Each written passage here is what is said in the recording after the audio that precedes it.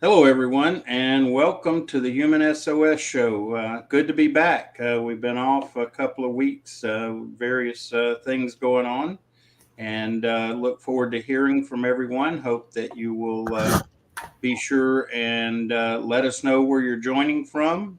Love to hear your questions, comments. So, Anton, you want to start us off here? Good morning, everybody. Thank you so much for joining.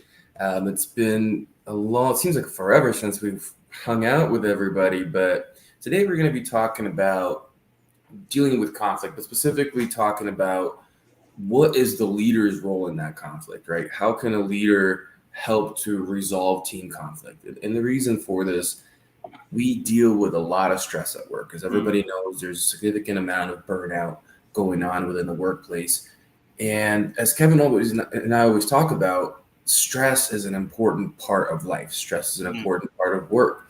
There's many stressors that are just gonna happen, but the kind of stressors that we can control and minimize within the workplace are really the stressors we need to go after, because that way people's the bucket that we always talk about is not overflowing because we're reducing what we can control.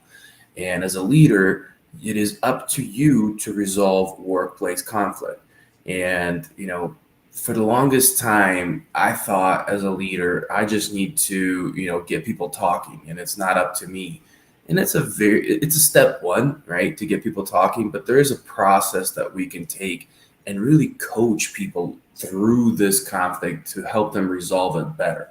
So, what are your thoughts about leadership responsibility for resolving workplace conflict, Kevin? I mean, obviously, ultimate leadership is responsible for all things about the team.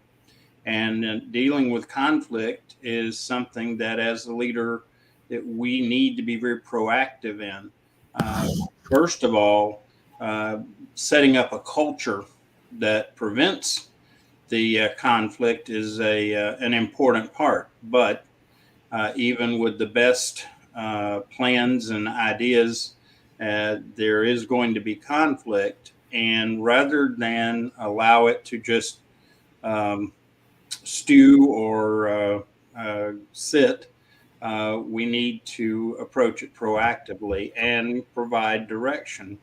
One of the challenges with conflict is that quite often we get emotional and lose perspective. And I think as a one of the best things we can do as a leader is to offer perspective in the situation, and that includes removing ourselves emotionally from it so that we can give clear perspective. So, but the idea of, well, it'll work out.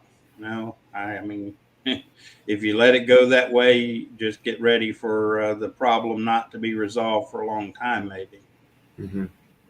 And something that I want to also point out, like, conflict is a good thing, um, up to Mm, a point, right? Like, something that I want like everybody to realize, that teams that have no conflict are not great teams. It's mm, just the reality. And I know that may be a controversial statement, but I will stand by it and say that if you are having no conflict and everybody just agrees with everybody, and you just have a whole bunch of groupthink going on, and you are not making decisions with best information, you're not providing all the possible choices to make those decisions. So I don't want to say that we want to avoid conflict. That's not what I'm saying.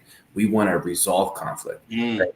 It's okay to have it. Now let's work through it. It's when it sits there and festers and it's unresolved because people are not talking and we're not facilitating these conversations.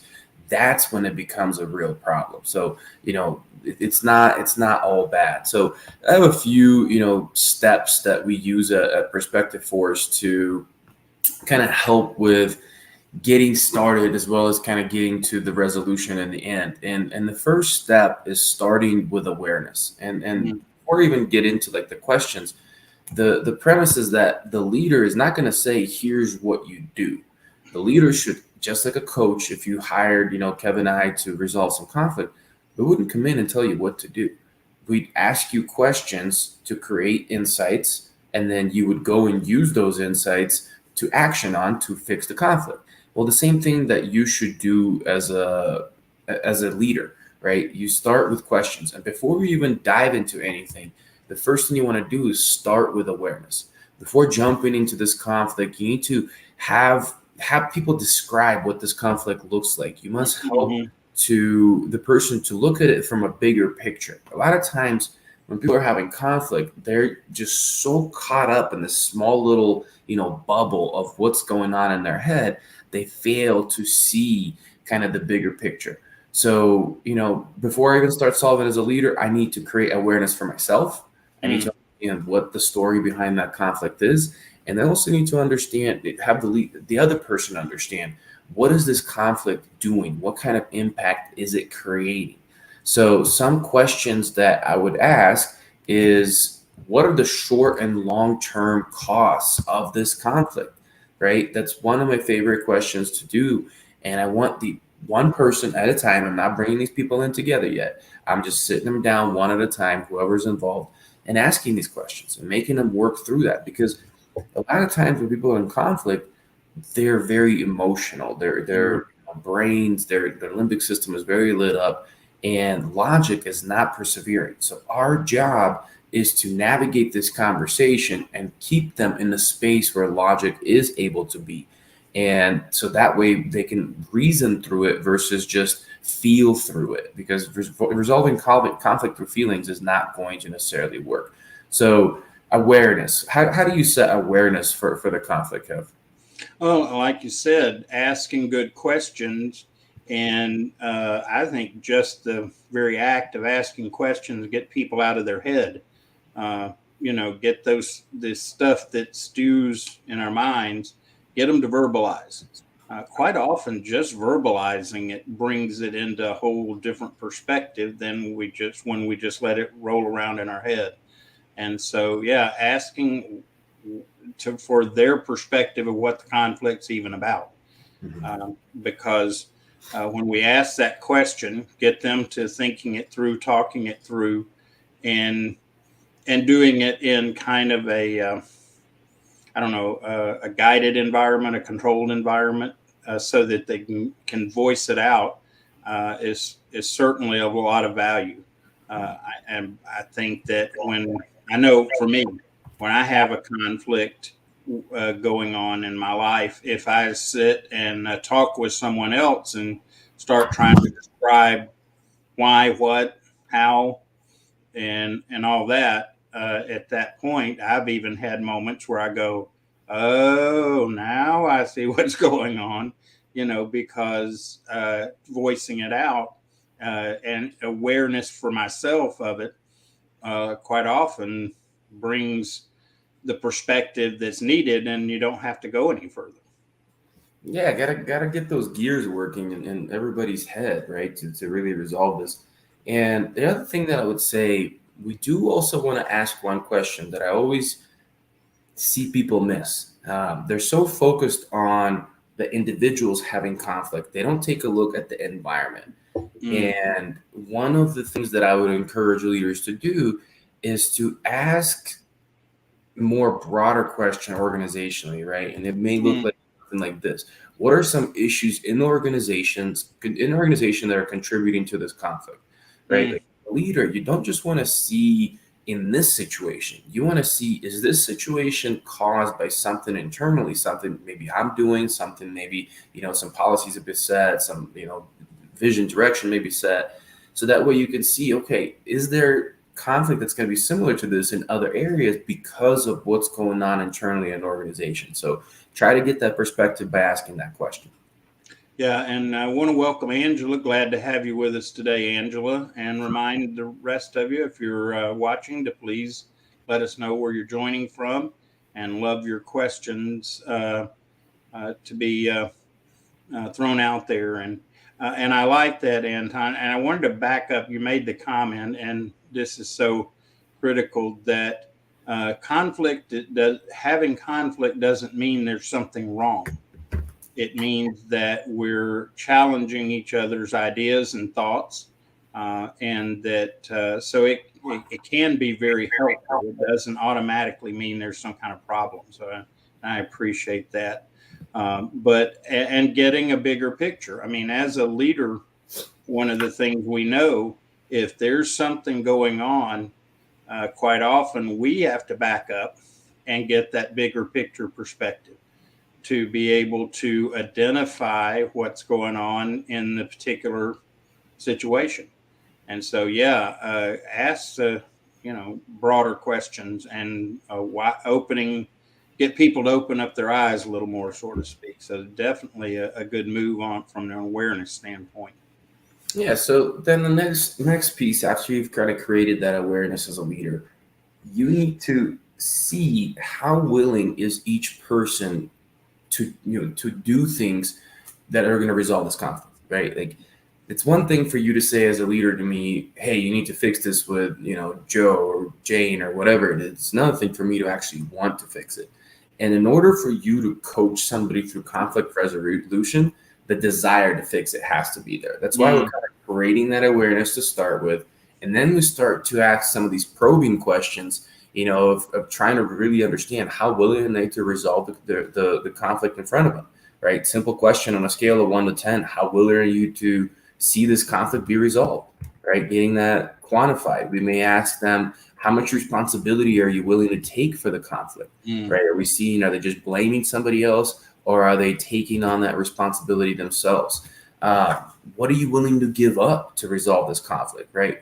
Really trying to understand how far are they willing to go? Because the reality is, a long time ago, I heard this saying, and it stuck with me.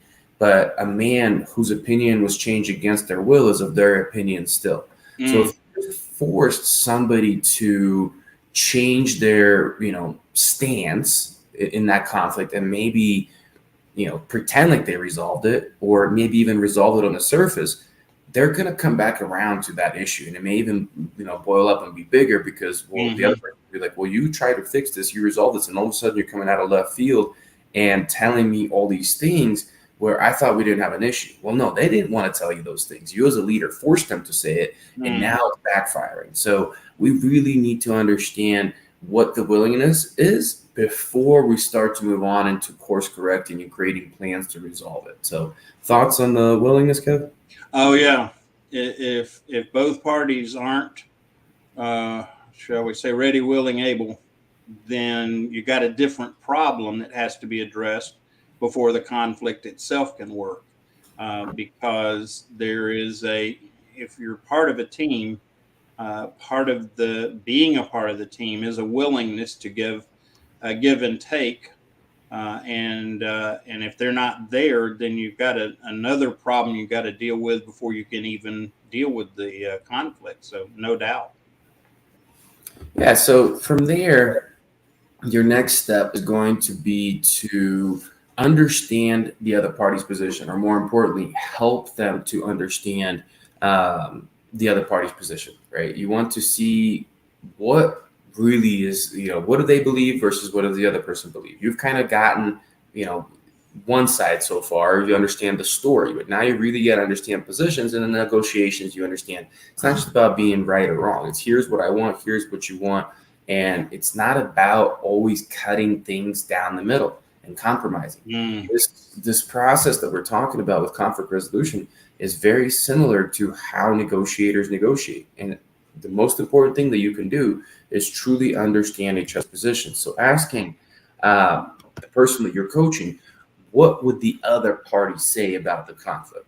What do they get by resolving the conflict? What do they get by not resolving the conflict, right? What are things that they care about that can help to resolve that? Asking those kind of questions that you're trying to understand, but you're also helping the other person understand about the other party. And it's much like when we talk about stress, got to get to the root of it. Got to dig beyond why, the symptoms that are there. And that's a challenge because sometimes the people in conflict aren't even aware of what are the root causes. And so, trying to help open that up for the individuals, because if we can identify the root, we have better chance of addressing the conflict rather than putting a band-aid on the symptom. And so, yeah, opening that up and getting that more clarified is really valuable. And this is where, as a leader, you kind of become a mediator, you become a negotiator for, these two parties in the way. And both of them, before you ever have them talk to each other, are going to go through this process with you. So each one of them is going to list the issues that the other person, Mhm. that they think the other person is having. And it's going to be interesting for you to see kind of what does each other think about the other person's issues. Oftentimes they're not one and the same, right? Oftentimes what the other person thinks about the other party is different. So when you hear that, you're able to kind of guide that and really break down some barriers, because the reality is they're not as far apart as they think. It's Mm. just things usually get heated, emotions get, Mhm. best of people, and people say and do things without understanding that there is a small difference between our stance. There's not this massive thing, but the way things come out makes it seem like this massive issue that we can never resolve. So it's a really, really great position that you are in as a leader. Yes, and wow, I had this brilliant thought, and I think my train of thought just jumped the tracks. Trains left the building. The train Uh, building, yeah. so the next thing, now we kind of understand what it, Oh, I'm what's sorry. yep. Um, the um, at this point, to me, a valuable thing to do, and as part of this discovery process, is asking the question, okay, how does this look to you if you take out assumed motivations? Because a lot of times, bigger part of the conflict is not the actual issue at hand, but the person's motivation involved. And if we can get people to consider the other person's point of view, if they remove assumed motivations, how does that look? If I assume that they're just trying to annoy me, okay, but if I take that out, does that change things? And if so, how? What does that do to the perspective? So Mhm. during that process, ask them, what are you assuming? What motivations are you assuming on the part of the other person? Yeah, what motives? That's great. Um, so then, kind of moving through what you said, now we're getting into humanizing the other party. Mm-hmm. And what I mean by that is we often, when we're in the middle of conflict, we're just trying to win. We're trying to get our way. It's just how life goes. And we don't think about the human side of the party that we're, having conflict with. And it's really, really important. Obviously, the show's called The Human SOS. We care about the human. But just in general, when somebody sees somebody as a human being and all their issues, their flaws, their challenges, whatever shortcomings, you name it, cares, passions, it changes how we negotiate. It changes Mm-hmm. how we do things. So it's really important to ask some questions from the other party, the person you're coaching as a leader, that are going to help to humanize the other person in the conflict. So asking things like, what are their aspirations? What makes them feel validated? What is their communication style? What are their relevant behavior traits? How do they make decisions? What is their personal situation, right? Like really taking a broad view of this other human and seeing what is going on. A lot of times, what I've seen happen when I've done this stuff is you're sitting there asking these questions, and all of a sudden they're going, aha, they're just stressed out to the gills. They got a new baby on the way. They have, the bunch of work they got going on. They really care about this company, like whatever. They're just sitting there and this person's talking through this and they're visualizing all these issues that the other person may be having or cares or burdens or whatever it may be. And all of a sudden they're going, I wonder if it was just a bad day because they were so overwhelmed and we ended up having this heated conversation, and it's going to help a lot. So you got to do whatever you got to do as a leader with these questions and many others to humanize the other party. Definitely, and this is also a good point where if this is a long term work relationship that's going on, is that you go, well, you guys have been colleagues for 10 years, and historically you've gotten along great. Uh, has something um, what changed, or get them to, as part of the taking some of the negative emotion out of it, is go, but you guys used to play ball together, or and point out the attributes of the relationship that were there. And so, to try to kind of, I don't know, balance it out a little bit, or like you said, that human aspect of the relationship that was there before, then remind them of those. Absolutely, great point. Yeah, it's reminding them about the existing relationship, or even like when somebody maybe has helped somebody out, right? Once again, like remember a time when you were struggling and this person did Mm-hmm. X or whatever, or even when they Yeah. helped another person. Just once again, changing the view of who they are as a person, and not necessarily just looking at what differences they may have in this conflict. Then from there, you've really humanized that person, and now you really need to help the who you're coaching understand their position, right? Mm-hmm. Like, because when we talk about negotiations, what the mistake is that many people do is they take this thing and they cut it in half, and each side gets a half, and that's a horrible way to negotiate. Because the reality is, maybe when you sit down and you have a piece of bread, right? One person doesn't actually want half; they want the left front, right? For some reason, they want that specific piece of bread, right? Sometimes when you cut it right in half, you're giving way more than they even needed, right? Or maybe you end up giving them the wrong side of the half, right? Yeah. Where the other person was actually looking for the middle, right? One person really liked the crust, and one person really likes the soft middle. And you sit down and you really talk it through, and you understand people's positions, and you're able to say, well, you know what? Instead of cutting down the middle, what we could do is we can cut off all the both short ends that have all the crust on it, give it to the person that loves the crust, and the other person takes the soft middle.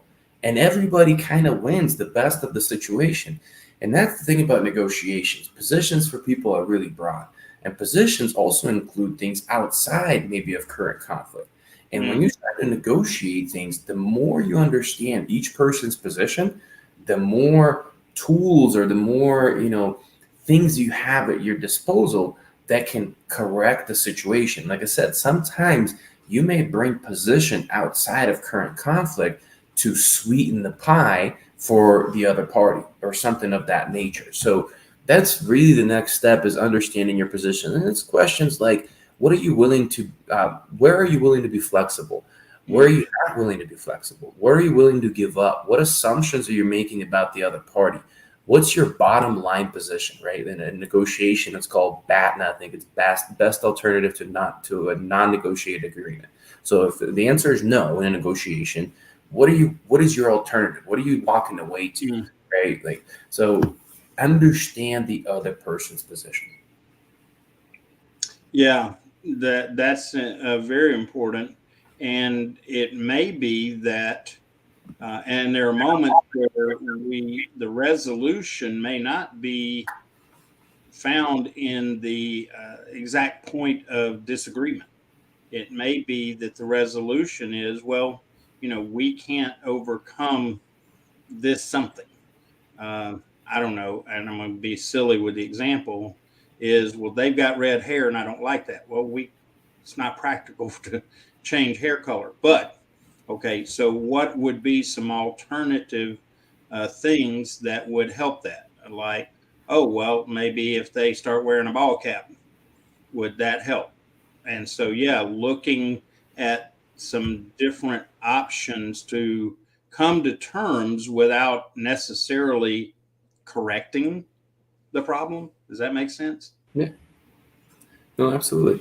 So now you understand your position, and now you're going to go to helping them understand what is the common ground, right? Mm, What is currently happening that we have some common ground on, and it's really understanding what do you each want, what do they want that you can give them, what do you want and that you think they can give you, right?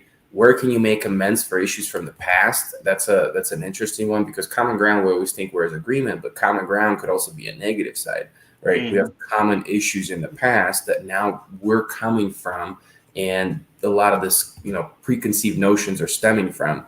And really, a lot of times, like I'll ask you an open question: is what else can we move things on that is common ground? So that would be the next step for you to establish as that leader coach. Very good. Yes. And finding common ground is usually easier than it seems. In fact, it's really sad, funny. There went early on in my work life, I had a conflict with a coworker, and the irony of it was the boss made told us both that we were seemingly disagreeing, but the reality was that we agreed. We just said it differently. And so the common ground was there. It just had to be uncovered and contextualized so that we both appreciated and recognized it. Took the emotional part of it out. Yeah, that's good. And then from there, it's really just getting into the strategy, right? We've kind of asked a lot of questions. We've created a lot of awareness. We coached them through it. And then we're going to give them some tips, right? Before we send them out to have this conversation, because that's ultimately what we're doing, right? We're sitting down and we're meeting individually with each person, understanding the situation as a leader. But more importantly, what we're doing is we're trying to ground them and really understand the bigger picture. And then from there, we're going to coach them on the strategy. And some of the things that we're going to tell them is going to be things like use facts and logic to make your case, right? It's not just about how somebody made somebody feel or whatever. There's too many issues there. And it's okay to discuss feelings, don't get me wrong, but that can't be the basis of your argument. There has to be more to it. Negotiate with give and take. Listen and involve them authentically, right? Appeal to common ground and shared vision and get a third party to mediate if things get bad. So this is where you're going to tell them, here's the things you're going to do. You're going to go try to have this conversation. And maybe you, as a leader, I've honestly done this. I've bought lunch for people and I was like, hey, I'm going to get you guys lunch. Y'all go have this talk and report back to me, how things go. And then I'll set up follow up with each individual.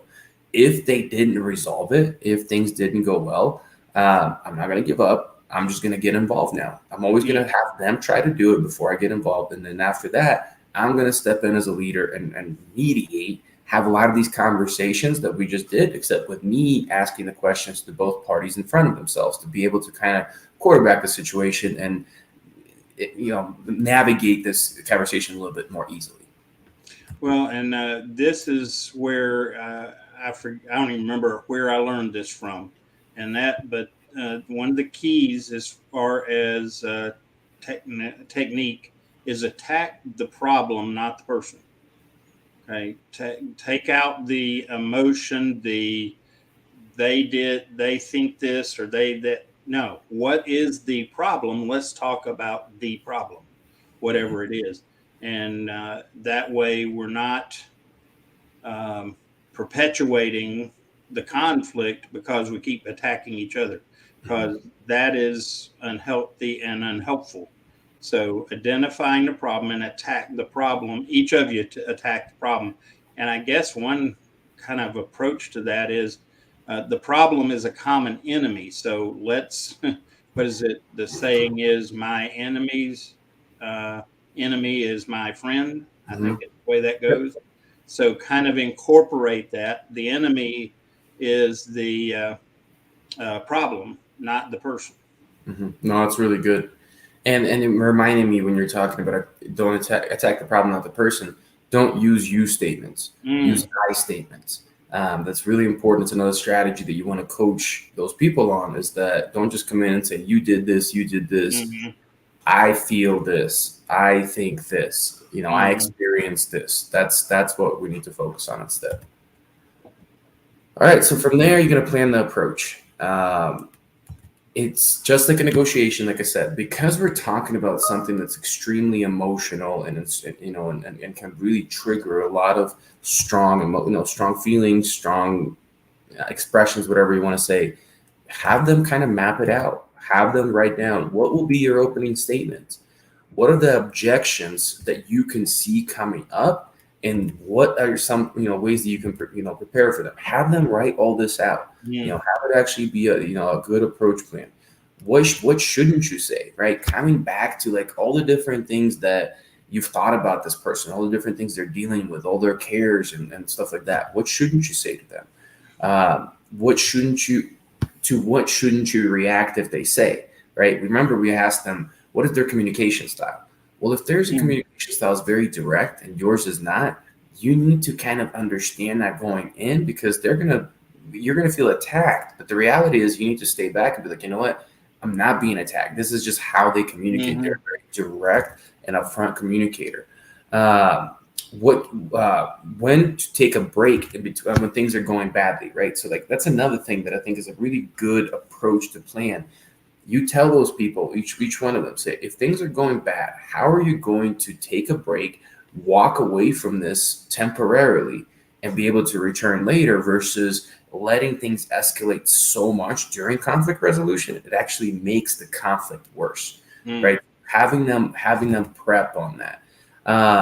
So what? Any thoughts about like planning the approach and writing all these things out, Kevin?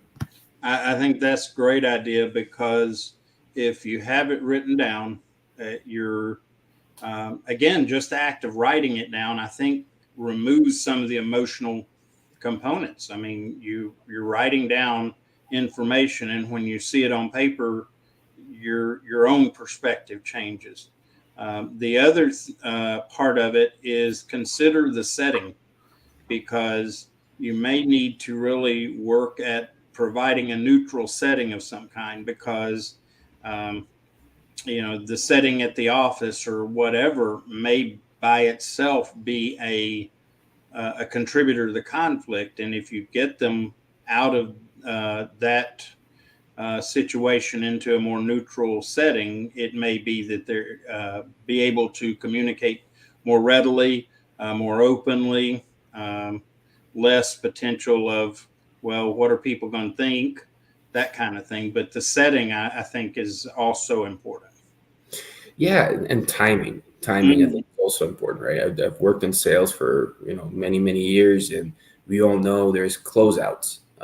If you work in certain kind of sales and you have your quota and you have your end of the month, end of the quarter, whatever end of the year, and a lot of stress is happening during that time. That's when you don't want to do conflict resolution. Is when people are just trying to get out of the situation because you as a boss made me talk to them, and I'm just trying to get to the point where I can hit my numbers. So maybe also beginning of the month is not the great thing. Maybe towards the middle, right? People kind of Mm. had room to breathe after that, and then you sit down and you actually have a good conflict resolution. So those are great points. Um, so from there, you're going to do something that everybody's uncomfortable doing. But I'm telling you, this will make a huge difference in the way you help us, you as a leader, help people resolve conflict. And it's called role playing. You need to role play this conflict, especially if it's a high stakes conflict, or especially if it's been going on and the situation's heated. You need to role play that with the person and have them take this plan, the approach that they just created, and run through with you, because it'll be that much better when they come to it. You're going to see all the gaps. They're going to see the gaps. You're like, all right, I thought this was a good plan, but the way that it actually came out and the way it made you respond, not quite there. So I'm going to adjust it before I even talk to this person. So I think role playing is really one of the most important pieces. You're empowering them with practice. Yeah. And I think sometimes reversing the roles. I That's think, good. yeah, reversing the role, get them to play the role of the other person.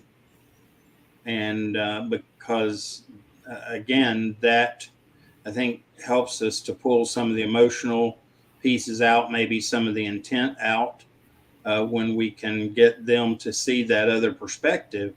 And so, yeah, role playing does work both in what the conflict is as well as what the solution is. Absolutely. And then last piece, the last piece of this process. And by the way, if you're all still watching, I have this in a carousel form that I've made. Yes, Kevin, I'm trying to carousel. I haven't, those like pictures that are like ever super popular on LinkedIn. I haven't been on LinkedIn very much lately, and when I do pop in, that's all I see. Is like, all right, maybe I'll go make one of those. So I have it almost done. I will post it and have Kev share it as well. That outlines all these steps, and you all can go and use it with your teams.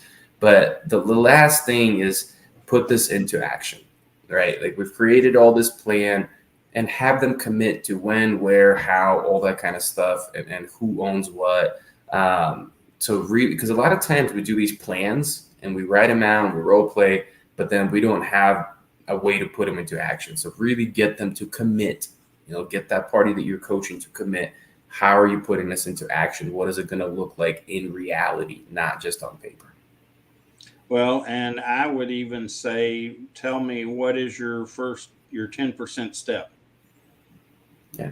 Identify, one of the things when I teach leaders, it's a 10-week course that I teach, but I just tell them, I say, okay, if you do nothing else, what's one thing that you're going to walk away with that you will apply in your situation? What is that? And I'm not talking about, this massive thing. I'm talking about just one adjustment. What is that first thing that you can do? Because then you get the ball rolling, you get some movement in the good direction. So write down, what is that first little something? Yeah, no, it's a good one. So that's really kind of all I had on the topic. If maybe if audience, if you all have some questions, feel free to fire off a question or two or comments. Kevin, any other thoughts from you? No, I think that, again, going back to making sure that our culture is where it needs to be, because the culture may be causing the conflict. And so make sure that as a leader, you've established the culture that you're after, and don't assume that it's there. Really do a good check and say, okay, is the culture such that we can, where possible, avoid these conflicts? And the second question is, um, uh, as a leader, do I have any responsibility in what's happened? If there's a conflict on your team, or whether it's a conflict, other problems, whatever, I tell leaders, go to the mirror first. Okay, how have I contributed to this? Because the solution may be going to them and say, look, I dropped the ball in this regard, and it set up this situation, which has created this conflict. And you may be able to resolve it in that fashion, just by taking the responsibility for it in the beginning. So, just a couple of thoughts there, and tying back, we're about managing stress, and unresolved conflict can be one of the greatest stressors there can be on a team, because it will eat at the if there's two people involved, it'll eat at those two people, but it won't just involve them, because then it'll spill over to the rest of the team, grumbling and muttering and all that. And so be sure that you understand the consequences of the conflict, not just to the two people, but to the whole team. Yeah. Just so critical. The goal is that we're managing team stress, not just individual stress. And conflict is one of those team stressor things that occurs. Those are great points. Doesn't look like we have any other comments from the audience, so we can wrap this up. But as always, I just want to thank everybody for always joining, whether you're joining live, whether you're joining and recording later. Please remember to follow #HumanSOS and more importantly, use that hashtag in your own content. It's not something that Kevin and I necessarily own, or we just want to create a movement that helps to people to work and live in a more sustainable way. HumanSOS stands for Humanly Sustainable Operating System, and that's how organizations can help their people to perform at their best while minimizing burnout and issues that come from stress. Yes, and this is about a movement. It's not about us. It's about a way to change an unsustainable situation that we're in, because we are in an unsustainable situation. And our heart's desire and our goal, both just as personal, professional, is to help improve that situation. So thanks, everyone. We appreciate it.